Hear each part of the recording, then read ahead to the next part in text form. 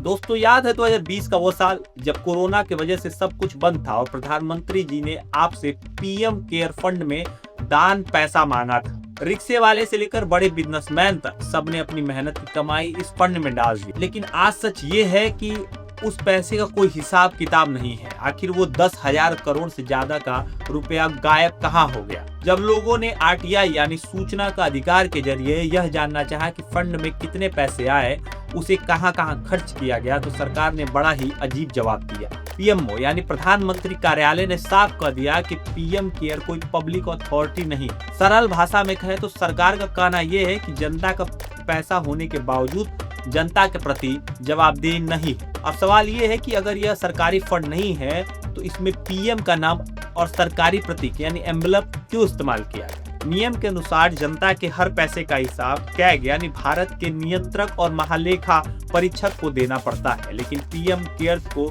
इस सरकारी जांच के दायरे से बाहर रखा गया। इसका हिसाब किताब एक प्राइवेट ऑडिट फॉर्म करती है। जब देश के पास पहले से ही पीएमएनआरएफ यानी प्रधानमंत्री राष्ट्रीय राहत कोष जैसा सिस्टम मौजूद था जिसका ऑडिट होता है, तो फिर इस नए फंड की क्या जरूरत। क्या ट्रांसपेरेंसी से बचने के लिए यह रास्ता निकाला गया था। इस फंड के पैसे से देश के अलग अलग सरकारी अस्पतालों में हजारों वेंटिलेटर्स भेजे गए, लेकिन जमीन पर हकीकत कुछ और ही थी। कई राज्यों में खबरें आई कि ये वेंटिलेटर्स डीएक्टिव थे यानी खराब थे। डॉक्टर्स ने रिपोर्ट दी कि ये मशीनें मरीज की जान बचाने लायक नहीं थी। बिना प्रॉपर क्वालिटी चेक के एक ऐसी कंपनी को टेंडर दे दिया गया था जिसका अनुभव ही संदिग्ध था। आज हकीकत यह है कि सरकारी कंपनियां पीएसयू ने भी इसमें करोड़ों रुपए दिए हैं, जो असल में आपकी और हमारे टैक्स का पैसा है। फिर भी इसे निजी कोष बताकर हिसाब छुपाया जा रहा है। जब अस्पताल में बेड नहीं थे, ऑक्सीजन के लिए लोग सड़कों पर